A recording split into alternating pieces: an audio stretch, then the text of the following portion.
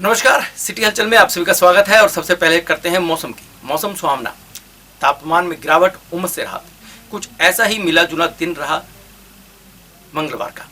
मंगलवार को जहां सुबह के वक्त बारिश नहीं थी, मौसम में कुछ उमस थी, लेकिन जैसे जैसे दोपहर हुई, दोपहर के बाद बादल घिराए और बारिश बरसने लगी। तेज बारिश हुई और कुछ जगहों पर बारिश से जल भराव की स्थिति भी बन गई। इन सब को देखते हुए लोगों ने गर्मी से कुछ राहत ली। तापमान में 4 से 5 डिग्री टेम्परेचर की कमी भी आई। लेकिन बड़ी बात यह रही कि जिस तरह से पिछले कुछ दिनों से शहरवासी उमस से जूझ रहे थे, गर्मी से त्राही त्राही हो रही थी, बिजली के कट लग रहे थे, इस मानसून की बारिश ने सबको भुला कर रख दिया। कुछ लोग सड़कों पर निकल आए और बारिश का आनंद लेते हुए भी नजर आए। बच्चे बारिश के पानी में नहाते हुए नजर आए। पुराने दिन याद आ गए। बारिश छमाछम पड़ रही थी तो हर तरफ ग्रीनरीज यानी हरियाली भी दिखाई दी। पेड़ों पर जमी धूल मिट्टी झड़ चुकी है और चारों तरफ हरा हरा दिखाई दे रहा है। एहसास हो रहा है कि आज हम सभी प्रकृति की गोद में हैं।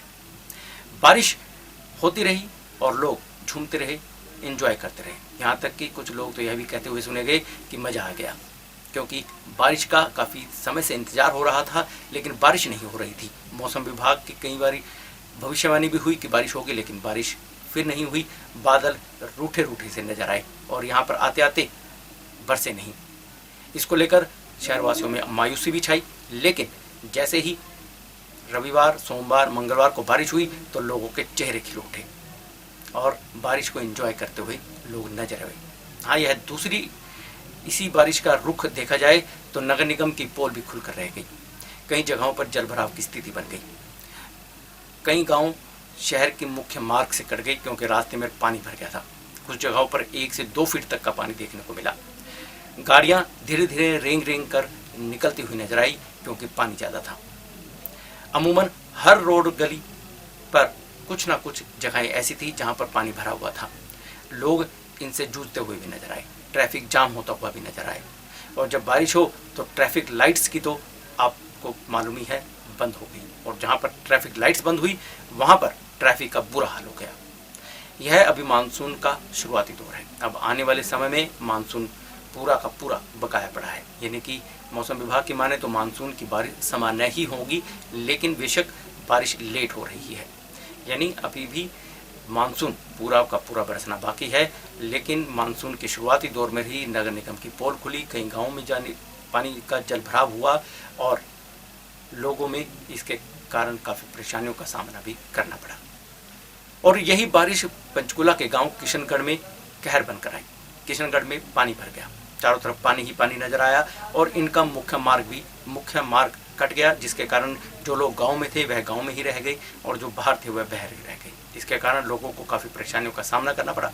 पंचकुला को स्मार्ट सिटी बनाने का काम जारी है, लेकिन हकीकत इससे दूर नजर आती है। पंचकुला में हुई बारिश ने प्रशासन की पोल खोलकर रख दी। पंचकुला शहर में पड़ता गांव किशनगढ़ में बारिश के पानी से गांव का रास्ता कट गया, जिससे लोग ना तो गांव से बाहर जा सकते और ना ही गांव के अंदर आ सकते। लोगों ने बताया कि यह समस्या काफ़ी समय से है। इसके बारे में उन्होंने प्रशासन और यहाँ के पार्षद से शिकायत की, लेकिन उनकी सुनवाई नहीं हुई, समाधान नहीं निकल सका। वहीं महिलाओं ने कहा कि उन्होंने अपने बच्चों को स्कूल भी नहीं भेजा है। अगर स्कूल में भेज दे तो बच्चे पानी में डूब जाते, क्योंकि पानी 4 से 5 फीट तक भरा हुआ है। लोगों का कहना है कि यह समस्या काफ़ी समय से है। जब भी बारिश होती है तो गांव का मुख्य रास्ता अन्य रास्तों से कट जाता है। कोरोना की तीसरी लहर को देखते हुए चंडीगढ़ स्वास्थ्य विभाग पूरी तरह से सतर्क है। इसी को लेकर के GMSH सेक्टर 16 के medical superintendent doctor VK Nagpal से हमने बात की। उन्होंने बताया कि स्वास्थ्य विभाग किस स्तर पर तैयारियों में जुटा हुआ है। कोरोना की तीसरी लहर को लेकर अटकलें तेज हैं। इसको लेकर तीसरी लहर से निपटने के लिए चंडीगढ़ स्वास्थ्य विभाग की ओर से पूरी तैयारियां कर ली गई हैं। GMSH सेक्टर 16 के मेडिकल सुप्रिटेंडेंट VK नागपाल ने इसकी जानकारी देते हुए बताया कि कोरोना की तीसरी लहर से निपटने के लिए सेक्टर 16, सेक्टर 45 के अस्पताल में अतिरिक्त ICU बेड की व्यवस्था की गई है। इसके अंतर्गत सेक्टर 16 में 20 ICU बेड की व्यवस्था की गई है। सेक्टर 45 के अस्पताल में 15 ICU बेड की व्यवस्था की गई है। इसके अलावा पूरे शहर में ऑक्सीजन की कमी नहीं होने दी जाएगी। साथ ही साथ उन्होंने यह भी बताया कि बाल विशेषज्ञों की भी भर्ती स्वास्थ्य विभाग की तरफ से कर ली गई है और स्वास्थ्य विभाग की स्टाफ की पूरी तरह से ट्रेनिंग दी जा रही है? देखिए, तीसरी लहर से निपटने के लिए स्वास्थ्य विभाग चंडीगढ़ जो है वो पूर्ण रूप से तैयार है। हमने इसकी तैयारी जो है काफ़ी पहले शुरू कर दी थी और हमारे यहाँ पर आज की तारीख में ऑक्सीजन की कोई कमी नहीं है पूरे शहर के अंदर। और हमने बच्चों के लिए विशेष तौर पर जो है एक्स्ट्रा बेड्स की सुविधा जो है इस अस्पताल में शुरू कर दी है। और सेक्टर 45 का अस्पताल जो है हमारा पूर्ण रूप से तैयार हो चुका है इसके लिए। तीसरी लहर में जैसे आक्षेपित है कि इसमें उम्मीद कर रहे हैं कि इसमें बच्चों को ज़्यादा, ये लहर जो है ज़्यादा बच्चों के लिए घातक सिद्ध होगी। इसके लिए हमने अपने स्टाफ के ट्रेनिंग के जो कार्यक्रम जो हैं, बच्चों के डॉक्टर्स के कार्यक्रम ट्रेनिंग के लिए और बाकी स्टाफ के कार्यक्रम जो है वो अपने शुरू कर दिए हैं। उनका प्रशिक्षण जारी है इस अस्पताल के अंदर। और हमने पिछले दिनों के अंदर जो है 4 जो है इसके डॉक्टर्स जो है ऐसे विशेषज्ञ जो है बच्चों विशेषज्ञ, उनकी नियुक्ति भी इस अस्पताल में कर ली है ताकि हम लोग तीसरी लहर के लिए पूर्ण रूप से तैयार हो सकें। हमने जो हमारा चंडीगढ़ सेक्टर 16 का जो हॉस्पिटल है, यहाँ पहले टोटल आईसीयू के 8 बेड थे, हमने इसे बढ़ाकर 20 बेड कर दिया है। इसी प्रकार हमने सेक्टर 45 के अंदर जो है 15 बेड्स का जो आईसीयू जो है वो विशेषकर बच्चों के लिए उसकी व्यवस्था की है। और वहाँ पे हमने डॉक्टरों की तैनाती भी कर दी है। यदि किसी भी कोई भी आपातकालीन स्थिति होती है उसको निपटने के लिए हम लोग पूर्ण रूप से तैयार हैं। देखिए, इस बारे में अभी कुछ भी निश्चित रूप से कहना बहुत ही मुश्किल है। और हमारी जो तैयारी है, हमारी तैयारी तो आज से तैयारी शुरू है। यदि आज भी तीसरी लहर आती है, इसके लिए स्वास्थ्य विभाग पूर्ण रूप से तैयार है। और तीसरी लहर के बारे में एक बात और आपको कहना चाहूँगा, यदि लोग कोविड के मापदंडों का, कोविड अप्रोप्रिएट बिहेवियर की पालना करते रहेंगे तो शायद तीसरी लहर जो है काफ़ी क्षीण होगी, ज़्यादा दिक्कत नहीं कर पाएगी। और यदि लोग लापरवाही बरतेंगे तो तीसरी लहर कभी भी आ सकती है। इसी के साथ उन्होंने कहा कि कोरोना से हर हालत में निपटना है और वैक्सीनेशन को बढ़ावा दिया गया है। स्वास्थ्य विभाग की ओर से कदम उठाए गए हैं। स्वास्थ्य विभाग ने रोजाना 8,000 से 9,000 लोगों को वैक्सीनेट करने का प्लान बनाया है और यह वैक्सीनेशन कार्यक्रम 65 सेंटर में चल रहा है। इसके अलावा मोबाइल वैन के द्वारा सीटीयू की बसों से लोगों को घर घर जाकर, स्लम एरिया में जाकर भी वैक्सीनेट किया जा रहा है। चंडीगढ़ के अंदर हमारे यहाँ पर जो 65 सेंटरों के अंदर टीकाकरण का कार्यक्रम पूर्ण रूप से चल रहा है। हमारी मोबाइल वैन्स जो हैं चंडीगढ़ में शुरू हुई हैं। हमने रोडवेज़ की बसेस जो है, सीटीयू की बसेस जो है वो हमने अपने डिपार्टमेंट में समायोजित करी हैं। और हमारी टीमें जो है जहाँ स्लम एरिया है, जो ऐसे एरिया है जहाँ पर लोग बाहर से भी आते हैं, वहाँ पर हमारी टीमें नियमित रूप से जा रही हैं लोगों का टीकाकरण करने के लिए। और हम लोगों को, आप लोगों के माध्यम से भी, समाचार पत्रों के माध्यम से भी लोगों को इस बारे में जागरूक करने की चेष्टा कर रहे हैं कि आज की तारीख में केवल टीकाकरण ही इस बीमारी से बचने का तरीका है, सोशल बिहेवियर के अलावा। और हमारे यहाँ पर जब टीकाकरण का कार्यक्रम शुरू हुआ था उस समय लोगों में बहुत अधिक जोश नहीं था, लेकिन आज की तारीख में हमारे चंडीगढ़ के अंदर करीब 8 से 9 हज़ार टीके प्रतिदिन लोगों को लग रहे हैं। और लोगों को उसकी तरफ से भी हमें आकर्षित लोग यहाँ पर पूरा रिस्पॉन्स लोगों से मिल रहा है हमें आज की तारीख में।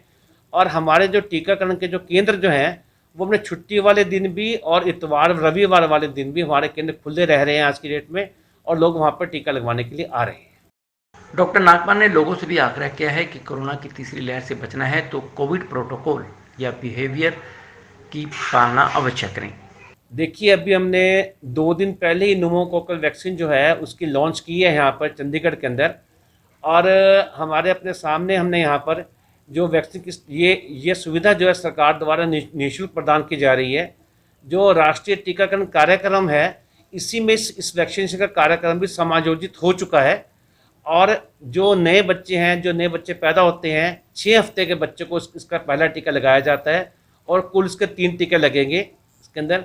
और न्यूमोकोकल जैसे लोग बच्चे पहले निमोनिया से ग्रस्त होते थे, कई बच्चों की मृत्यु भी हो जाती थी, उसके बचाव के लिए जो केंद्र सरकार की जो स्कीम है उसको पूर्ण रूप से चंडीगढ़ में लागू कर दिया गया है। चंडीगढ़ के सेक्टर 48 में मोटर मार्केट में शहर के पहले व्यक्ति मेयर रविकांत शर्मा और भाजपा के पूर्व प्रदेशाध्यक्ष संजय जैन पर हमला हुआ। इसके बाद प्रशासक ने संज्ञान लेते हुए डीजीपी, एसएसपी और कई आला अधिकारियों को दिशा निर्देश सुना दिए। शहर की कानून व्यवस्था को किसी भी स्तर पर बिगड़ने ना दिया जाए। चंडीगढ़ के सेक्टर 48 मोटर मार्केट में चंडीगढ़ के मेयर रविकांत शर्मा और पूर्व भाजपा प्रदेशाध्यक्ष संजय टंडन पर हुए हमले के बाद मामले का संज्ञान लेते हुए सोमवार को एडवाइजर चंडीगढ़ के डीजीपी, एसएसपी व अन्य अधिकारियों के साथ मीटिंग की और आदेश जारी किए। शहर में ट्रैक्टर ट्रॉली नहीं आने दी जाएगी और रैली धरने में 5 से ज़्यादा लोग इकट्ठे नहीं हो सकेंगे। साथ ही रैलियों और प्रदर्शन रैली ग्राउंड सेक्टर 25 में होंगे। इसके अलावा धारा 144 भी लगा दी गई है। उसके अगले दिन ही मंगलवार को मटका चौक पर जो किसानों द्वारा चारपाई और कुर्सियां रखी गई थी, पुलिस द्वारा उन्हें उठा दिया गया। इसके बाद मटका चौक पर काफ़ी समय तक 3 कृषि कानून बिलों के खिलाफ धरना दे रहे किसानों के प्रतिनिधि और उनकी प्रतिक्रिया भी सामने आने लगी। सतनाम सिंह ने कहा कि सेक्टर 48 मोटर मार्केट का जो भी हुआ वह निंदनीय है। उस घटना को अंजाम किसानों ने नहीं बल्कि शरारती तत्वों ने दिया था, जो जानबूझकर माहौल खराब करने के लिए वहां आए थे। उन्होंने कहा कि उनका प्रदर्शन अभी तक शांतिपूर्वक रहा है और आगे भी शांतिपूर्वक ही रहेगा। प्रशासन द्वारा जारी किए गए आदेशों की पालना की जाएगी। आगे स्थानों की रणनीति बनाई जाएगी। इसके साथ ही संयुक्त किसान मोर्चा से बात कर तय किया जाएगा कि आगे क्या करना है। और जो किसान शहर के अलग अलग लाइट पॉइंट्स या चौक पर धरना देते हैं, उन्हें भी कहा गया है कि वह शांतिपूर्वक ही प्रदर्शन करें। ਚੰਡੀਗੜ੍ਹ ਇੱਕ ਇਦਾਂ ਦਾ ਸ਼ਹਿਰ ਹੈ ਵੀ ਜਿਸ ਸ਼ਹਿਰ ਦੇ ਵਿੱਚ ਕੋਈ ਵੀ ਅਣਸੁਖਾਵੀ ਘਟਨਾ ਵਾਪਰਦੀ ਹੈ ਤੇ ਉਹਦੇ ਤੇ ਕੋਈ ਨਾ ਕੋਈ ਰਿਐਕਸ਼ਨ ਤਾਂ ਜ਼ਰੂਰ ਹੁੰਦਾ ਹੈ। ਸੋ ਬੀਪੀ ਸਿੰਘ ਬਦਨੌਰ ਸਾਡੇ ਗਵਰਨਰ ਸਾਹਿਬ ਇੱਕ ਬਹੁਤ ਸੂਝਵਾਨ ਵਧੀਆ ਪ੍ਰਸ਼ਾਸਕ ਨੇ। ਅਸੀਂ ਉਹਨਾਂ ਨੂੰ ਇਹੀ ਅਪੀਲ ਕਰਦੇ ਹਾਂ ਕਿ ਸਾਡਾ ਜਿਹੜਾ ਧਰਨਾ ਹੈ ਕਿਸਾਨ ਏਕਤਾ ਚੰਡੀਗੜ੍ਹ ਦਾ, ਸਾਰੇ ਚੰਡੀਗੜ੍ਹ ਦੇ ਜਿਹੜੇ ਚੌਂਕਾਂ ਦੇ ਸਾਡੇ ਲੋਕ ਖੜ੍ਹਦੇ ਨੇ, ਸਾਡੇ ਕੋਲ ਉਹਨਾਂ ਦਾ ਪ੍ਰੋਪਰ ਬਾਇਓਡਾਟਾ ਹੈ, ਜਿਹੜੇ ਸਾਡੇ ਨਾਲ ਖੜ੍ਹਦੇ। ਜਿਹੜਾ ਕੋਈ ਹੁਣ ਕਿਸੇ ਦੀ ਕਾਲ ਆ ਗਈ, ਕਾਲ ਦੇ ਵਿੱਚ ਕੋਈ ਅਚਾਨਕ ਬੰਦੇ ਇਕੱਠੇ ਹੋ ਗਏ, ਉਹਨਾਂ ਦਾ ਥੋੜ੍ਹਾ ਮੈਨੇਜ ਕਰਨਾ ਔਖਾ ਹੋ ਜਾਂਦਾ। ਜਿਹੜੇ ਲੋਕ ਸਾਡੇ ਨਾਲ ਧਰਨਿਆਂ ਦੇ ਖੜ੍ਹਦੇ ਨੇ, ਪ੍ਰੋਟੈਸਟ ਦੇ ਵਿੱਚ ਖੜ੍ਹਦੇ ਨੇ, ਉਹਨਾਂ ਲੋਕਾਂ ਦੀ ਪ੍ਰੋਪਰ ਸਾਡੇ ਕੋਲ ਲਿਸਟ ਬਣੀ ਹੋਈ ਹੈ, ਜਿਹੜੀ ਰਹਿੰਦੀ ਅਸੀਂ ਬਣਾ ਰਹੇ ਹਾਂ। ਤੇ ਜਦੋਂ ਇਦਾਂ ਦਾ ਕੋਈ ਅੱਗੇ ਤੋਂ ਅਸੀਂ ਅਪੀਲ ਵੀ ਕਰਦੇ ਹਾਂ ਸੰਯੁਕਤ ਕਿਸਾਨ ਮੋਰਚੇ ਵੱਲੋਂ, ਜੋ ਸਾਨੂੰ ਜਿਵੇਂ ਕਹਿ ਦਿਓ ਇੱਕ ਕਿਸਮ ਦੀ ਸੁਝਾਅ ਆਇਆ ਹੈ ਕਿ ਜੋ ਸੰਯੁਕਤ ਕਿਸਾਨ ਮੋਰਚੇ ਵੱਲੋਂ ਸਿੰਬੋਲਿਕ ਪ੍ਰੋਟੈਸਟ ਦਾ ਸਾਨੂੰ ਰਾਈਟ ਮਿਲਿਆ ਹੋਇਆ, ਅਸੀਂ ਉਹੀ ਪ੍ਰੋਟੈਸਟ ਜਾਰੀ ਰੱਖਾਂਗੇ। ਸਾਡੇ ਜਿਹੜੇ ਧਰਨੇ ਪ੍ਰਦਰਸ਼ਨ ਵਾਲੇ ਲੋਕ ਮਟਕਾ ਚੌਂਕ ਤੇ ਹੋਰ ਵੱਖ-ਵੱਖ ਚੌਂਕਾਂ ਤੇ ਲਾਈਟਾਂ ਤੇ ਖੜ੍ਹਦੇ ਨੇ, ਉਹਨਾਂ ਨੂੰ ਕਿਸੇ ਤਰ੍ਹਾਂ ਦਾ ਵੀ ਤੰਗ ਪਰੇਸ਼ਾਨ ਨਾ ਕੀਤਾ ਜਾਵੇ। ਸਾਰੇ ਲੋਕ ਜਾਬਤੇ 'ਚ ਰਹਿ ਕੇ ਕੱਲੀ ਤੇ ਕੱਲੀ ਸਲੋਗਨਿੰਗ ਕਰਦੇ ਆ ਤੇ ਸਿਰਫ ਝੰਡੇ ਲੈ ਕੇ ਖੜ੍ਹਦੇ। ਜੇ ਉਹ ਵੀ ਚੁੱਭਦੇ ਆ ਪ੍ਰਸ਼ਾਸਨ ਨੂੰ, ਤੇ ਸੰਵਿਧਾਨ ਸਾਨੂੰ ਹੱਕ ਦਿੰਦਾ, ਅਨੁਛੇਦ 19 ਤੋਂ 21 ਦੇ ਵਿੱਚ ਸਾਨੂੰ ਰਾਈਟ ਹੈ ਫਰੀडम ਆਫ ਸਪੀਚ ਦਾ, ਸਾਨੂੰ ਰਾਈਟ ਹੈ ਖੜ੍ਹ ਕੇ ਧਰਨਾ ਪ੍ਰਦਰਸ਼ਨ ਕਰਨ ਦਾ, ਆਪਣੇ ਹੱਕਾਂ ਦੇ ਲਈ ਬੋਲਣ ਦਾ। ਸੋ ਅਸੀਂ ਇੱਕ ਜਾਬਤੇ 'ਚ ਰਹਿ ਕੇ, ਇੱਕ ਅਨੁਸ਼ਾਸਨ ਦੇ ਵਿੱਚ ਰਹਿ ਕੇ ਅਸੀਂ ਇਸ ਅੰਦੋਲਨ ਨੂੰ ਅੱਗੇ ਚੱਲਣਾ ਚਾਹੁੰਦੇ ਹਾਂ। ਮੇਰੀ ਪ੍ਰਸ਼ਾਸਕ ਸਾਹਿਬ ਨੂੰ ਇਹੀ ਅਪੀਲ ਹੈ, ਬੀਪੀ ਸਿੰਘ ਬਦਨੌਰ ਜੀ ਨੂੰ ਤੇ ਉਹਨਾਂ ਦੀ ਸਮੁੱਚੀ ਪ੍ਰਸ਼ਾਸਕੀ ਟੀਮ ਨੂੰ, ਮਨਦੀਪ ਬਰਾੜ ਜੀ ਨੂੰ, ਕਿ ਇਹ ਜਿਹੜਾ ਪ੍ਰਦਰਸ਼ਨ ਹੈ ਇਹ ਸਿੰਬੋਲਿਕ ਪ੍ਰੋਟੈਸਟ ਹੈ। ਅਸੀਂ ਪਾਰਟ ਟਾਈਮ ਪ੍ਰੋਟੈਸਟਰ ਹਾਂ, ਸਿਰਫ ਅਸੀਂ ਸ਼ਾਮ ਦੇ 2 ਘੰਟੇ ਪ੍ਰੋਟੈਸਟ ਕਰਨਾ ਹੁੰਦਾ ਹੈ। ਉਹਦੇ ਲਈ ਸਾਨੂੰ ਆਗਿਆ ਦਿੱਤੀ ਜਾਵੇ, ਜਿਵੇਂ ਅਸੀਂ ਕਰਦੇ ਹਾਂ ਉਹਦੇ ਲਈ ਅਸੀਂ ਉਹਨਾਂ ਦੇ ਧੰਨਵਾਦੀ ਹੋਵਾਂਗੇ ਜੇ ਸਾਨੂੰ ਪਰਮਿਸ਼ਨ ਗ੍ਰਾਂਟ ਕਰਦੇ ਆ ਇਹਦੇ ਲਈ। ਸੋ ਬਾਕੀ ਦੀ ਸਟ੍ਰੈਟਜੀ ਅਸੀਂ ਰਲ ਕੇ, ਜਿਹੜੀ ਸਾਡੀ ਕੋਆਰਡੀਨੇਸ਼ਨ ਕਮੇਟੀ ਇੱਥੋਂ ਦੀ ਕੋਰ ਕਮੇਟੀ, ਅਸੀਂ ਰਲ ਕੇ ਮੀਟਿੰਗ ਕਰਕੇ ਉਹ ਤੋਂ ਬਾਅਦ ਜਿਹੜਾ ਸ਼ਾਮ ਤੱਕ ਸਾਰੇ ਹੀ ਚੌਂਕਾਂ ਲਾਈਟਾਂ ਦੇ ਖੜ੍ਹਨ ਵਾਲੇ ਬੰਦਿਆਂ ਨੂੰ ਅਸੀਂ ਸੁਨੇਹਾ ਲਾ ਦਾਂਗੇ ਕਿ ਕੀ ਅਗਲੀ ਸਾਡੀ ਸਟ੍ਰੈਟਜੀ ਹੋਏਗੀ। ਕੁਝ ਸ਼ਰਾਰਤੀ ਅਨਸਰ ਉੱਥੇ ਆਏ 48 ਵਾਲੇ, ਉਸ ਘਟਨਾਕ੍ਰਮ ਦੀ ਮੈਂ ਵੀ ਨਿੰਦਿਆ ਕਰਦਾ ਕਿ ਜਿਹੜੀਆਂ ਗੱਡੀਆਂ ਫੁੱਟੀਆਂ, ਜੋ ਵੀ ਹੋਇਆ, ਚੀਜ਼ ਨਹੀਂ ਹੋਣੀ ਚਾਹੀਦੀ ਸੀ, ਸਾਡੇ ਪ੍ਰੋਟੋਕੋਲ ਦੇ ਵਿੱਚ ਨਹੀਂ ਸੀ।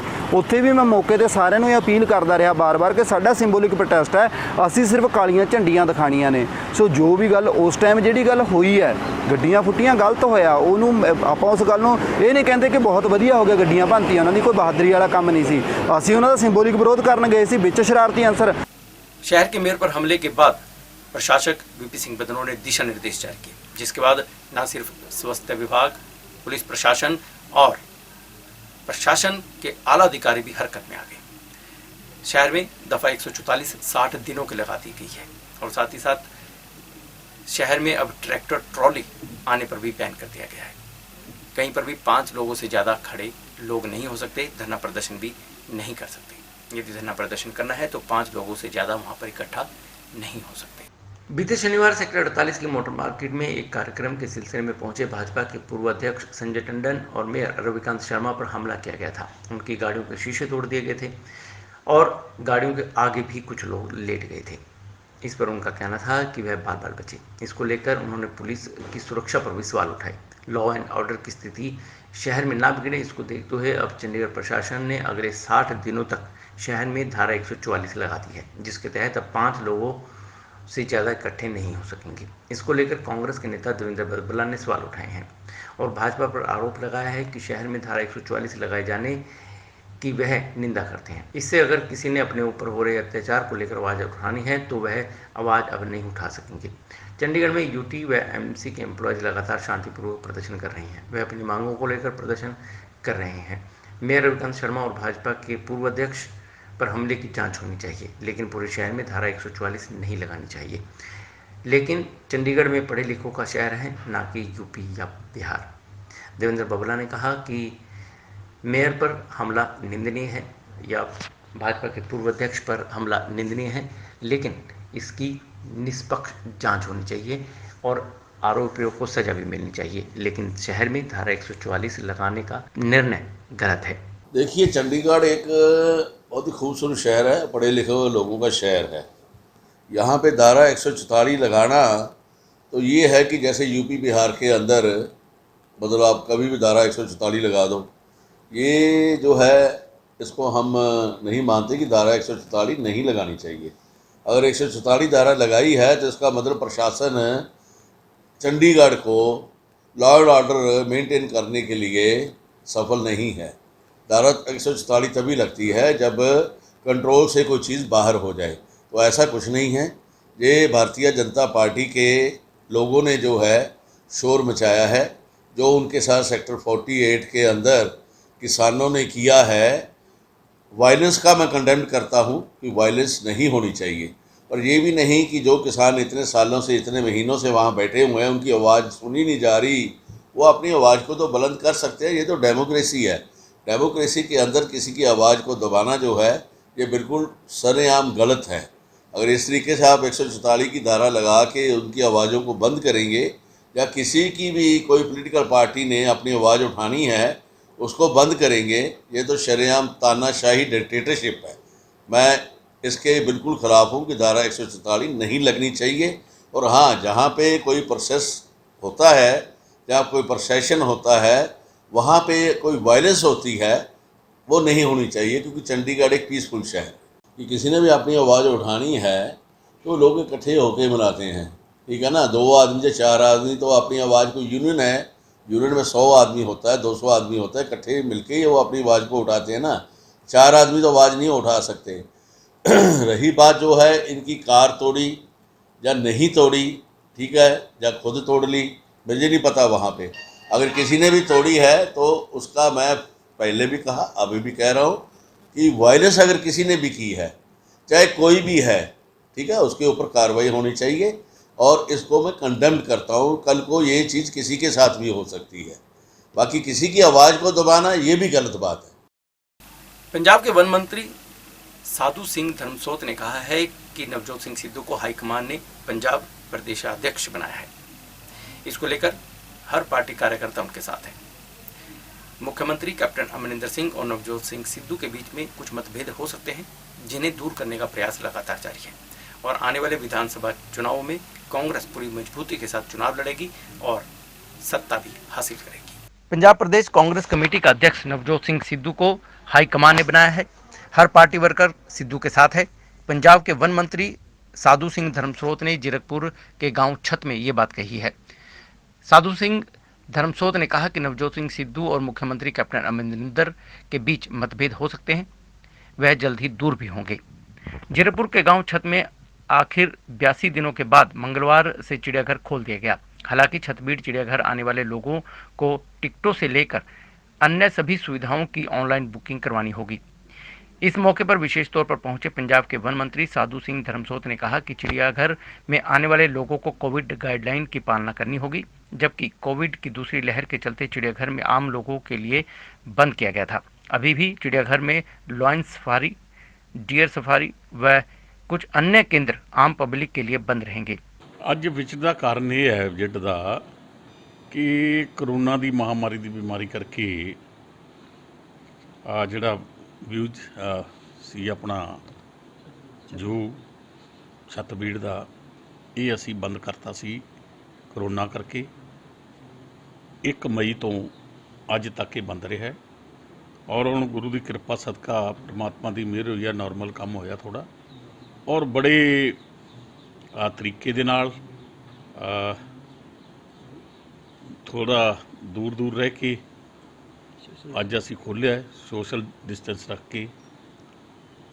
82 ਦਿਨ ਬਾਅਦ ਅੱਜ ਅਸੀਂ ਖੋਲ੍ਹਿਆ ਤਾਂ ਕਿ ਜਿਹੜੇ ਆਮ ਲੋਕ ਆ ਕੇ ਖੁੱਲ੍ਹੀ ਜਗ੍ਹਾ ਘੁੰਮ ਕੇ ਫਿਰ ਕੇ ਦੇਖ ਸਕਣ। ਜਿੱਥੇ ਛੋਟੀਆਂ ਜਗ੍ਹਾ ਨੇ ਭੀੜ ਅਜੇ ਜ਼ਿਆਦਾ ਹੈ ਉੱਥੇ ਅਜੇ ਅਸੀਂ ਨਹੀਂ ਖੋਲ੍ਹਿਆ ਕਿਉਂਕਿ ਉੱਥੇ ਡਿਸਟੈਂਸ ਰਹਿੰਦਾ ਨਹੀਂ ਹੈ। ਸੋ ਅੱਜ ਅਸੀਂ ਇਹ ਸ਼ੁਰੂਆਤ ਕੀਤੀ ਹੈ ਤਾਂ ਕਿ ਬੱਚਿਆਂ ਨੂੰ ਛੁੱਟੀਆਂ 'ਚ, ਹੋਰ ਲੋਕਾਂ ਨੂੰ ਛੁੱਟੀਆਂ ਦੇ ਦਿਨ 'ਚ ਆ ਕੇ ਇੱਥੇ ਘੁੰਮਣ ਫਿਰਨ ਦਾ ਜੋ ਹੈ ਉਹ ਆਪਣਾ ਦੇਖ ਸਕਣ, ਜਿਹੜੇ ਲੋਕਾਂ ਲਈ ਬਣਿਆ ਹੈ ਔਰ ਲੋਕ ਇਹਨੂੰ ਦੇਖਣ। पत्रकारों के साथ बातचीत में साधु सिंह धर्मसोत ने कहा कि नवजोत सिंह सिद्धू को कांग्रेस का प्रदेश प्रधान बनाया गया है। वह हम सभी उनके साथ हैं, मिलकर काम करेंगे, आने वाले 2022 के चुनावों में जीतेंगे भी। साधु सिंह धर्मसोत ने कहा कि कांग्रेस का हर विधायक चाहता है कि पंजाब तरक्की करे। कैप्टन, मुख्यमंत्री और सिद्धू को पार्टी की कमान देने का निर्णय पंजाब के भविष्य के लिए बेहतर साबित होगा। नवजोत सिंह सिद्धू और मुख्यमंत्री कैप्टन अमरिंदर सिंह के बीच में मतभेद हो सकते हैं, उन्हें जल्द दूर किया जाएगा। इसको लेकर प्रयास जारी हैं। हर कोई चाहता है कि दोनों के बीच जल्द मतभेद समाप्त हों। ਪਾਰਟੀ ਦੇ ਦਾਇਰੇ 'ਚ ਸਭ ਨੂੰ ਲੜ ਰਹਿਣਾ ਪੈਣਾ ਹੈ। ਸੋਨੀਆ ਗਾਂਧੀ ਕਾਂਗਰਸ ਕਿਸੇ ਦੀ ਘਰ ਦੀ ਨਹੀਂ। ਅਸੀਂ ਤਾਂ ਕਾਂਗਰਸ 'ਚ ਜੰਮਿਆ, ਕਾਂਗਰਸ 'ਚ ਮਰਨਾ ਹੈ। ਜੋ ਵੀ ਪਾਰਟੀ ਦਾ ਹੁਕਮ ਹੋਇਆ ਉਹਨੂੰ ਸਿਰ ਮੱਥੇ ਲੈ ਕੇ ਅਸੀਂ ਵਿਚਰਨਾ ਲੋਕਾਂ। ਤੁਸੀਂ ਕਿਵੇਂ ਦੇਖਦੇ ਹੋ ਆਉਣ ਵਾਲੀ 2000 ਵੈਰੀ ਗੁੱਡ। ਪਹਿਲਾਂ ਤੋਂ ਵੱਧ ਸੀਟਾਂ ਆਉਣਗੀਆਂ, ਘੱਟ ਨਹੀਂ ਆਉਣਗੀਆਂ। ਜਿਸ ਤਰ੍ਹਾਂ ਆਪਸੀ ਕਲਹ ਚੱਲ ਰਿਹਾ ਸੀਐਮ ਸਾਹਿਬ ਔਰ ਕੋਈ ਕੋਈ ਕੋਈ ਕਲੇਸ਼ ਨਹੀਂ। ਸੀਐਮ ਸਾਹਿਬ ਨੇ ਕਿਹਾ ਕਿ ਜੋ ਸੋਨੀਆ ਗਾਂਧੀ ਜੀ ਨੇ ਹਾਈ ਕਮਾਂਡ ਨੇ ਕੀਤਾ ਠੀਕ ਹੈ, ਓਕੇ ਹੈ। ਤੇ ਸੀਐਮ ਸਾਹਿਬ ਨੇ ਫਿਰ ਉਹਨਾਂ ਵਧਾਈਆਂ ਤੱਕ ਨਹੀਂ ਹਲੀ ਤੱਕ ਦਿੱਤੀਆਂ ਸਰ। ਕੀ ਇਹਨੂੰ ਛੱਡੋ, ਵਧਾਈਆਂ ਵਧੂਈਆਂ ਨੂੰ, ਵਧਾਈਆਂ ਮੰਗਣ ਜਾਂਦੇ ਅਸੀਂ। ਤੇ ਸਰ ਨਾਲ ਜਦੋਂ ਜਾਣਗੇ ਸੀਐਮ ਸਾਹਿਬ ਦੇ ਉਹਨਾਂ ਕੋਈ ਹਾਈ ਕਮਾਂਡ ਨੇ ਉਹਨਾਂ ਉਹ ਨਹੀਂ, ਐਸੀ ਕੋਈ ਗੱਲ ਨਹੀਂ। ਉਹ ਪ੍ਰਧਾਨ ਜੀ ਬਣੇ ਨੇ ਨਵੇਂ, ਉਹ ਆਪਣੇ ਕੰਮ ਲੱਗੇ ਹੋਏ ਨੇ। ਸੀਐਮ ਸਾਹਿਬ ਆਪਣੀ ਗਵਰਨਮੈਂਟ ਚਲਾ ਰਹੇ ਨੇ, ਦੇਖ ਰਹੇ ਨੇ। ਉਹ ਕੰਮ ਵੱਖਰਾ, ਉਹ ਪਾਰਟੀ ਦਾ ਕੰਮ ਹੈ, ਸਰਕਾਰ ਦਾ ਕੰਮ। ਦੇਖੋ, ਸਰਕਾਰ ਪੂਰੇ ਪੱਬਾਂ ਭਾਰ ਹੈ ਪੂਰੇ ਹਿੰਦੁਸਤਾਨ 'ਚ। ਅਗਰ ਜੇ ਇਸ ਕਰੋਨਾ ਤੇ ਕਾਬੂ ਪਾਉਣ 'ਚ ਪਹਿਲ ਕੀਤੀ ਹੈ ਤਾਂ ਪੰਜਾਬ ਸਰਕਾਰ ਨੇ ਕੀਤੀ ਹੈ। ਵੱਡੀਆਂ ਵੱਡੀਆਂ ਫੜਾਂ ਮਾਰਨ ਵਾਲੇ ਦਿੱਲੀ ਦੇ ਕੇਜਰੀਵਾਲ, ਉਹਨਾਂ ਨੂੰ ਪੁੱਛੋ ਜਾ ਕੇ, ਫੇਲ ਹੋਏ ਨੇ। ਅੱਧੀ ਦਿੱਲੀ ਆ ਕੇ ਇੱਥੇ ਪੰਜਾਬ 'ਚ ਆ ਕੇ ਠੀਕ ਹੋਈ ਹੈ, ਅੱਧਾ JNK ਹਿਮਾਚਲ ਵਾਲੇ ਬੰਦੇ ਇੱਥੇ ਆ ਕੇ ਠੀਕ ਹੋਏ ਨੇ। ਇੱਥੇ ਪ੍ਰਬੰਧ ਪੂਰੇ ਸੀ। ਮਹਾਰਾਜਾ ਕੈਪਟਨ ਅਮਰਿੰਦਰ ਸਿੰਘ ਦੀ ਸਰਕਾਰ ਨੇ ਪਲ ਪਲ ਇੱਥੇ ਨਿਗਾਹ ਰੱਖੀ ਹੋਈ ਸੀ, ਹਰ ਪ੍ਰਬੰਧ ਔਰ ਹਰ ਜਮਾਦਾਰ ਤੋਂ ਲੈ ਕੇ ਵਰਕਰ ਤੋਂ ਲੈ ਕੇ ਡਾਕਟਰ ਸਾਹਿਬਾਨਾਂ ਨੇ ਔਰ ਪੁਲਿਸ ਵਾਲਿਆਂ ਨੇ ਵੀ, ਜਿਨ੍ਹਾਂ ਦੀ ਡਿਊਟੀ ਲੱਗੀ ਸੀ, ਸਾਰਿਆਂ ਨੇ ਬਖੂਬੀ ਨਿਭਾਈ ਹੈ। और कोरोना ते पंजाब सरकार दी और पंजाब दे लोगों की जित हुई है। भाजपा के प्रवक्ता शहनवाज हुसैन शहर में थे। यहाँ पर उनसे कई सवालों को लेकर बातचीत की गई। उन्होंने कहा कि शहर में जो शहर के मेयर रविकांत शर्मा और पूर्व प्रदेशाध्यक्ष संजय टंडन पर हमला हुआ है वह निंदनीय है, ऐसा नहीं होना चाहिए। उन्होंने यह भी कहा कि यदि किसानों की बातें या मांगें नहीं मानी जाएंगी तो क्या किसान हिंसा पर उतर आएंगे। भारतीय जनता पार्टी के राष्ट्रीय प्रवक्ता व बिहार के उद्योग मंत्री शहनवाज हुसैन मंगलवार को चंडीगढ़ में पहुंचे हुए थे। इस दौरान उनसे पंजाब में भाजपा की चुनावी तैयारियों को लेकर, किसान आंदोलन को लेकर व अन्य मुद्दों पर पत्रकारों ने सवाल किए। बीते दिनों में रविकांत शर्मा और भाजपा के पूर्व अध्यक्ष संजय टंडन पर किसानों द्वारा हमला होने की निंदा की गई और किसानों से कहा गया कि अगर मांगे ना मानी गई तो क्या आप हिंसा पर उतर आओगे। यह कोई तरीका नहीं है। सरकार ने हर लेवल पर किसानों से बातचीत की है, यहाँ तक कि अभी भी किसी बिल को स्थगित किए जाने के बाद सरकार द्वारा यह बातचीत के लिए कही जा रही है और किसान उनके भाई हैं, उनका किसानों से कोई झगड़ा नहीं है। ये सही नहीं है। देखिए, देश में उपज बढ़ी है, लोग कहते हैं किसान आंदोलन में, आप कहते हैं आप शांतिपूर्ण है लेकिन अहिंसा का सहारा नहीं लेंगे, जो बोलते हैं वो करते नहीं। आंदोलन का हक सबका है, इसमें कोई इतराज नहीं कर सकता। हम लोगों ने भी आंदोलन किया। आंदोलन के आड़ में हिंसा करना, मारपीट करना ये जायज नहीं। आंदोलनकारी इसके बारे में गर्व कर रहे हैं या दुखी हो रहे हैं तो मुझे नहीं मालूम।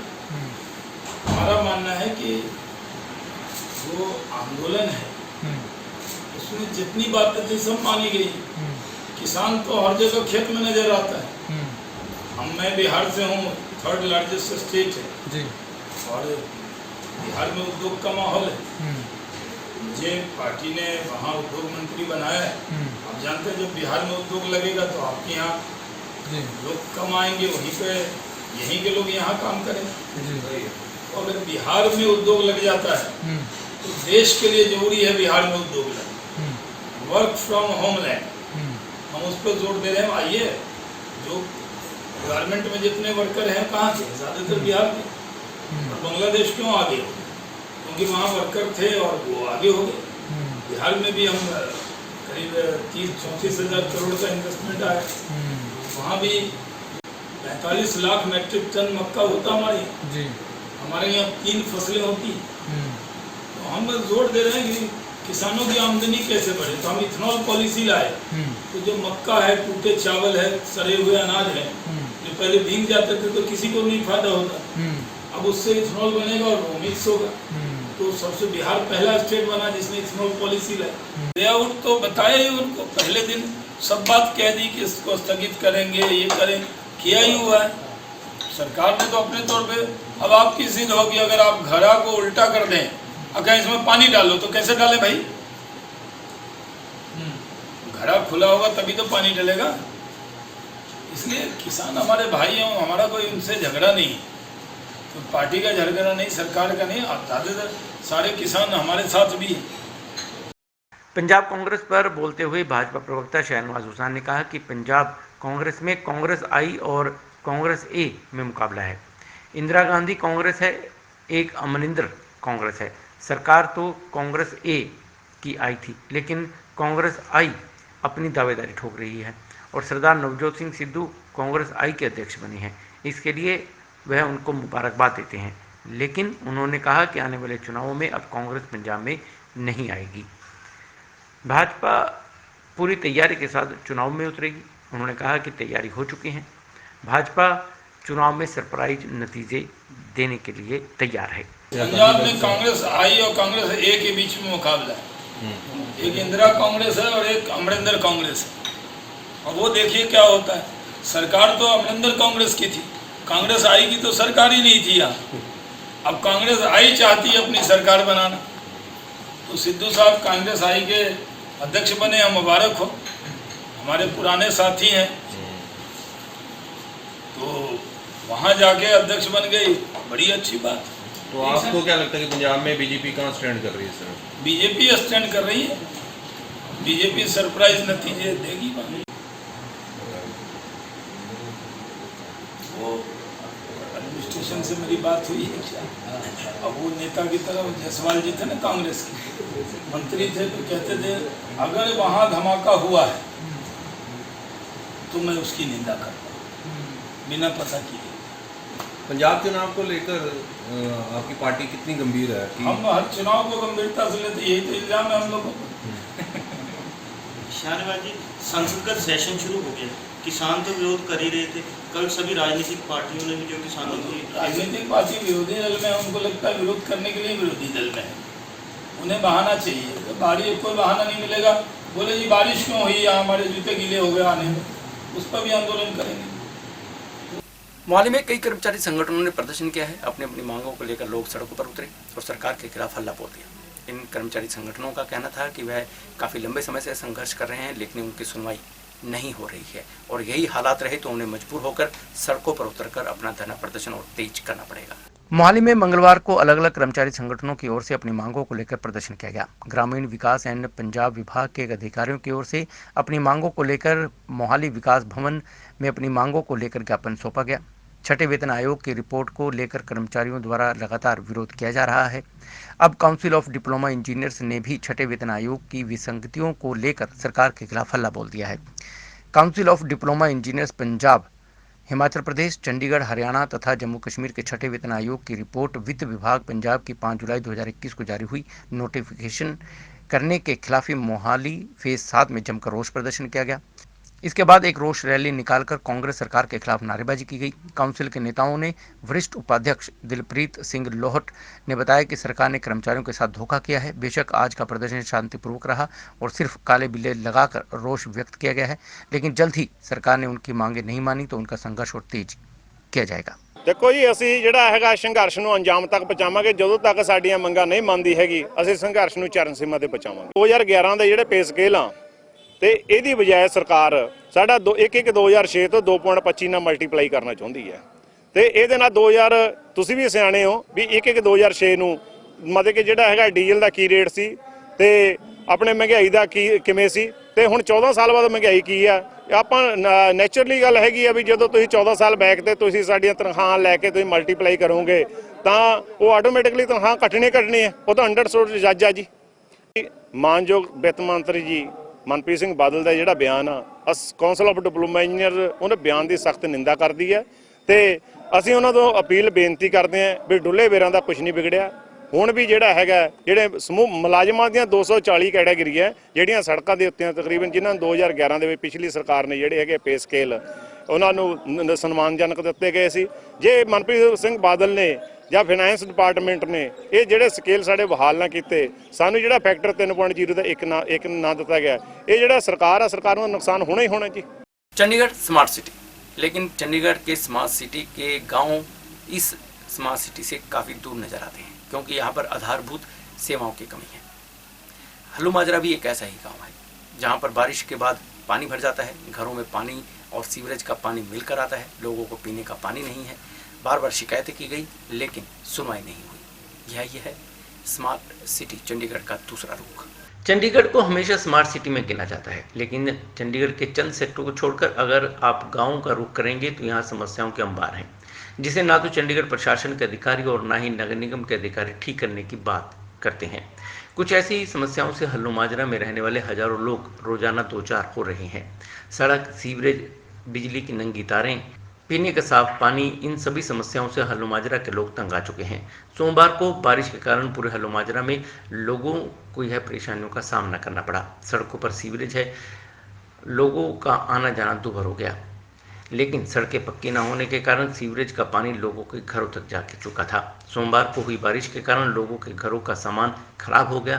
लोगों का कहना है कि वह कई बार नगर निगम के उच्च अधिकारियों को इस सड़क को बनवाने के बारे में कह चुके हैं, लेकिन सुनता कोई नहीं, लेकिन सिर्फ आश्वासन जरूर मिल जाता है। पीने के पानी की सबसे ज़्यादा समस्या हल्लू माजरा में आ रही है क्योंकि सीवर का पानी सड़कों पर है और लोगों के घरों पर सीवर का पानी मिक्स होकर आ रहा है, जिससे लोगों को डायरिया का खतरा भी मंडराने लगा है। इसलिए लोग 1 किलोमीटर दूर पानी भर कर लाते हैं। बिजली की नंगी तारें हैं, कभी भी कोई भी हादसा हो सकता है। बिजली विभाग द्वारा पूरी तरह से तारों को कवर नहीं किया जाता। अक्सर जब बच्चे खेलते हैं तो उन्हें करंट भी लग जाते हैं। हल्लू माजरा के लोग कई बार इसकी शिकायत कर चुके हैं, लेकिन सुनने वाला कोई नहीं है। लोग बार बार इन शिकायतों से तंग आ चुके हैं और अब तो हाथ पर हाथ धरकर बैठना ही उन्हें बढ़िया लगता है। उन्होंने मंगलवार को भी प्रदर्शन किया और नगर निगम और चंडीगढ़ प्रशासन के खिलाफ जमकर नारेबाजी की। पानी हम लोग ले आती हूँ आधा किलोमीटर रास्ता से, गंदा पानी आ रहा है।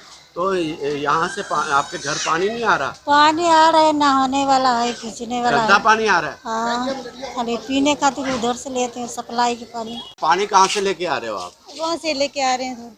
तो घर पे पानी नहीं आता? नहीं, गंदा पानी आ रहा है।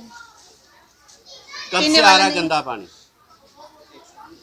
काफी टाइम हो गया। तो जो पीने वाला पानी है फिर कितनी दूर से लेके आते हैं? लगभग आधा किलोमीटर दूर से। आधा किलोमीटर? नो सर, ये तो बिल्कुल भी नहीं लगता। हमें तो ऐसा फील होता है जैसे we live in go to hell. Hell में रह रहे हैं जैसे हम, और हमारे लिए कोई फैसिलिटीज नहीं है। ये मडी वाटर है और इसको पीकर तो वैसे ही बीमार हो जाते हैं, जबकि हेल्थ के इंश्योरेंस की कोई सुविधा ही नहीं है। कोई आता ही नहीं है, मेडिसिन देने वाला भी कोई नहीं आता है। छोटे छोटे बच्चे बीमार पड़ जाते हैं। बह रहा है, उसके लिए बहुत ज़्यादा प्रॉब्लम है। उसके लिए बहुत ज़्यादा प्रॉब्लम है। वही गंद जो है घरों तक घुसता है। भी नहीं, ये भी अंडरग्राउंड नहीं है। अगर होगी तो ये भी पाइप में कवर होनी चाहिए, ये भी नहीं है। जहाँ भी डेली स्पार्किंग होती रहती है, कोई ना कोई दुर्घटना होने का खतरा ही रहता है। अगर जहाँ पर इतने सटे हुए घर है, अगर कहीं पर कुछ आग लग जाए, कुछ आ जाए, तो एम्बुलेंस की कोई सुविधा नहीं है, फायर ब्रिगेड की कोई सुविधा नहीं है, तो कैसे जाएंगे? अगर बाई दी यहाँ से कोई बीमार हो जाता है तो ऐसी सिचुएशन से निकल के वो कहाँ जाएगा हॉस्पिटल में? सर, मोदी जी का सपना है, आई अंडरस्टैंड, लेकिन उनको ये समझना तो चाहिए कि लोगों की कितनी मुसीबतें हैं, लोग कितना फेस कर रहे हैं मुसीबतों को, ये तो सोचना चाहिए ना। चंडीगढ़ का नाम फेमस करते हैं, ये जो वेल डेवलप्ड सेक्टर है, 18 हो गया, 19 हो गया, 17 हो गया, 8-9 सेक्टर उसी के नाम पे फेमस है। हल्लू माजरा, डड्डू माजरा, ये सब भी चंडीगढ़ के पार्ट्स हैं। चंडीगढ़ यहाँ से देखना शुरू करना चाहिए कि ये है चंडीगढ़ का हाल। ये बीजेपी सरकार इज जीरो, आगे से ये आ गई तो मुझे तो हैरानी होने वाली है। मेरा तो भगवान से भरोसा उठ जाएगा, लोगों से तो क्या। ये सरकार तो वापस आ रही ही नहीं चाहिए। इतना बुरा हाल तो कभी किसी सरकार ने नहीं किया है। ये लोग फोन तक नहीं उठाते हैं, वो लोग फोन मिला रहे हैं, फोन ही नंबर बिजी जा रहा है। आप हमें अपनी कॉल डिटेल्स निकाल के देखिए, कहाँ पे बिजी थे आप, आज पूरे दिन में क्या काम किए हैं आपने ऐसे। ये इससे इम्पोर्टेंट काम क्या होगा सर? अपने टू व्हीलर्स बाहर पार्क करके आने पड़ रहे हैं रोड पे, बच्चे चाहे उनको तोड़े, चाहे वो चोरी हो जाए। कौन सी सरकार इस चीज का गारंटी देगी? अपने घर पे व्हीकल तक नहीं आ रहा है। एज बीइंग अ गर्ल, एक लड़की के तौर पे बहुत मुश्किल है सर, कहाँ से निकालूं मैं? आप हाल देखिए जरा, मुझे लगता है किश्तियां प्रोवाइड कर दे बीजेपी सरकार, ताकि तैर के आना पड़े, या तो स्विमिंग सिखा दीजिए, या तैर सके हम, या किश्ती चला सकें, और तो गाड़ी यहाँ पे नहीं आएगी। बहुत शर्मनाक बात है। और सारा वोट बैंक यहाँ पे है। चंडीगढ़ के 2-2 घंटे के लोग लाइनों में लग के, जो हाई फाई सेक्टर्स में रहते हैं, 8-9 सेक्टर्स के लोग 2-2 घंटे में लाइनों में लग के वोट नहीं डालते, वोट डालते हमारे जैसे लोग। कोई सुनवाई नहीं है सर, कोई भी। अगर सुनवाई होती, मैं पिछले 30 साल से यहाँ रह रही हूँ, मैं 30 साल की हूँ, मेरा जन्म हुआ है यहाँ पे, 1 नंबर का सुधार नहीं है। आप सड़कों की हालत देखिए, इतने खड्डे हैं। यहाँ से एक बार मैं गिरी हूँ, मेरा एक्टिवा स्लिप हुआ है। क्या बताइए कौन रिस्पॉन्सिबिलिटी लेगा इस चीज की? और कोई यहाँ पे, सारी तारें नंगी हैं, कोई यहाँ पे सुधार नहीं है 1 नंबर का। जब इंटरनेट नहीं था, मेरे फादर ऐसे कर करके फोटो में पेपर फोटोज भी दी थी, तब हमारे पास आज भी पड़ी होंगी। कोई 25-30 साल पुरानी फोटो मैं आज निकाल के दिखा देती हूँ। अब इंटरनेट आ गया है, डिजिटल इंडिया हुआ है, नेट आया है, फोन आया, स्मार्टफोन। अदरवाइज स्मार्ट सिटी नहीं बना पाया इसको। कह रही हूँ मोदी जी यहाँ पे एक दिन आके रह लें प्लीज, एक दिन आके 24 घंटे यहाँ पे रहें। कम से कम राहुल गांधी जाके गरीबों में खाना तो खा लेते हैं, वो तो ये भी नहीं कर पाएंगे। चाय वाला सिर्फ नाम से है, अदरवाइज वो एक भी लक्षण, एक भी गुण उनमें है नहीं है। चाय वाला इंसान सबसे पहले ये प्रॉब्लम सॉर्ट करेगा कि और चीजें करेगा। पानी भी यहाँ से 1.5 किलोमीटर दूर से हम भर के मेरे फादर भर के लाते हैं सर। हमारे घर में आरओ है, उसकी साल की एएमसी जाती है 5000 प्लस। 5000 रुपए हम बेकार में भर रहे हैं साल का, फायदा कोई नहीं है, क्योंकि ये पानी मिक्स होके आएगा। आरओ उसको कहाँ से साफ कर देगा? आरओ का मतलब है धूल मिट्टी वाला पानी साफ करना, ये वाला पानी, सीवरेज वाला पानी साफ नहीं कर सकता आरओ। बहुत प्रॉब्लम है जी, मैं तो 3-4 साल हो गए, कोई विकास नहीं हो रहा। बर्तवाज मिनता करे था जी, आ गया बीजेपी में भी वोटां डालो, वोटां डालो। मैंने वोटां भी डाल दिया जी। बहुत बुरा हाल है जी, आपके सामने है जी। देखो सीवरेज का पानी बढ़ रहा है जी, पानी पीने वाले में भी सीवरेज आ रही है, जाके देखो टंकियों च पानी गंदा हो। कोई विकास नहीं है जी। बर्तवाज के बंदे आते हैं जी, सफाई वाले, मड़ा जा करते हैं जी, मारते हैं किली जी, बस मलबा खड़ते नहीं है जी। वो सफाई वाले कहते हैं हमारे को लोड नहीं है बढ़ना बिच, वो भरिया पिया जी। दसो खड्डा तारा का भी, हाँ जी, तारा को कंप्लेंट असी करी थी, जो कहा भी बिजली वाले का जी हमारे पे तारा नहीं है जी, हमारे पे तार नहीं है। मैंने बोला था भी 3 फेज की तार डाल दो जी, बना तो क्या करे। तो आपको लगता नहीं है दुर्घटना? हाँ, हमें लगता तो है जी सर, क्योंकि हमारी सुनाई नहीं है जी, कोई क्या करिए जी। जाके जो मर्जी कंप्लेंट कर लो, कोई सुनता ही नहीं साडी। मैं अपना SDO साहब पर गया था जी, गली वाले पर, वो कहा हाँ जी कल को लगा दे काम। वो जाकर देख लो जी, घेरना था गटका, वो किसी का मलबा ले आया जी, किसी मकान का, वो घेरा हुआ जी, रेता हर मलबा। दसो वो गटका पे आता आपका, देख लो जी, जैसा मोटरसाइकिल का खड़ा है जी, घेरना हुआ गटका जी, वो मलबा किसी का मकान का ले आए पूरा डालने के लिए। दसो ये हाल है जी SDO साहब का ही, हाँ ठेकेदार का जी। ये ठेका लंदा क्यों है जी, ये कम नहीं करना जी ठेकेदार ने जी। 2 महीने हो गए जी। भाजपा के एक नेता हैं, तो उनसे सवाल पूछा गया कि वार्ड में क्या काम किया गया, यह 4.5 साल बीत जाने के बाद भी काम क्यों नहीं हुआ, आखिर यहाँ के पार्षद जी लोगों की आवाज़ क्यों नहीं सुनते, ऐसे कई सवाल पूछे गए। तो उन्होंने कहा कि काम हो रहे हैं और काफ़ी हद तक जो पहले नहीं हुए उन पर काम किया जा रहा है। हम लोग लगे हुए हैं, हम इस काम को लेके बहुत चिंतित है। गांव के अंदर में जो प्रॉब्लम है, समस्या है, सीवर का सबसे बहुत ज़्यादा समस्या है। और मैं अभी 15 दिन पहले इस गली का दौरा किया था और सबसे पहले काम स्टार्ट होने से पहले ठेकेदार से मैंने बात करी थी, जैसे भी बात की हुआ था मेरा। मैं कहा जी इस गली को लेवल को आपने उठाना है कम से कम 2 से 2.5 फुट, ताकि ये मेन रोड में इस पानी का जो समस्या अभी आप देख रहे हैं, पानी इकट्ठा, ये तकरीबन 10 साल से पानी इस गली में इकट्ठा हो रहा है। सीवर का भी प्रॉब्लम है। मैं इसमें आपको नो डाउट मैं कहता हूँ, इस चीज़ के लिए मैंने विरोध भी किया था। पीछे गली जो अभी टाइलें लगे हैं उनका भी मैंने 1.5 फुट लेवल उठवाया था और इनको बोला था कम से कम 4 फुट लेवल आप उठाइए, ताकि मेन रोड पे इसका पानी निकले, क्योंकि ये समस्या के लिए हम सब चिंतित हैं। गांव वाले के साथ मिल के जहाँ भी होगा कंधे में कंधे मिलाकर हम गांव वाले के साथ खड़े हैं। जस्ट मेयर साहब को भी संज्ञान में लाऊंगा, पार्षद साहब से भी बात करूंगा। मेरा यह है कि इसको कम से कम 4 फुट या 5 फुट लेवल इसको ऊपर किया जाए, उसके बाद टाइल लगाया जाए। और सबसे जो सीवर का प्रॉब्लम है, सीवर का भी हम अभी बात करेंगे, इसको जल्दी से जल्दी दुरुस्त किया जाए। बीजेपी ने जो 70 साल में जो कांग्रेस पार्टी ने यहाँ पे काम नहीं किया है, उस ग्राफ के अंदर बीजेपी ने यहाँ पे जो 5 साल में काम किया है, काम अच्छा किया है। हमारे पार्षद ने भी अच्छा काम किया है। आप देख सकते हैं, इससे पहले रामलाल जी हमारे पार्षद थे। जितने गांव के अंदर टाइलें लगे हैं, जो भी सीवरेज का काम हुआ है, वो भारतीय जनता पार्टी के नेतृत्व में वो काम हुआ है। और आपने देख सकते हैं दीप कॉम्प्लेक्स जो हमारे गांव के आबादी से बाहर था, वो एरिया को उन्होंने पक्की करवाया है। वहाँ पे टाइलें, सीवरेज, पानी का सुविधा दिया गया है। यहाँ पे भी काम चल रहा है। हम लोग समाज के साथ मिलकर इसको इशू आगे तक ले जाएंगे और जल्द ही अपने भारतीय जनता पार्टी लीडर के नेतृत्व में इस काम को हम लोग पूरा करेंगे। तो ये थी शहर में घटित ऐसी खबरें जो शहर में घटित हुई और हमने आपको बताने का प्रयास किया। ऐसे ही आपके शहर की खबरों को जानने के लिए हमें देखते रहिए, हमसे जुड़े रहिए सिटी हलचल के माध्यम से, और हमारा चैनल रोशन भव सब्सक्राइब कीजिए, बेल आइकन भी दबाइए और रोशन भव को सब्सक्राइब भी कीजिए। और मुझे यानी अमित रोशन को पूरी टीम के साथ ही इजाज़त। देखते रहिए सिटी हलचल। नमस्कार।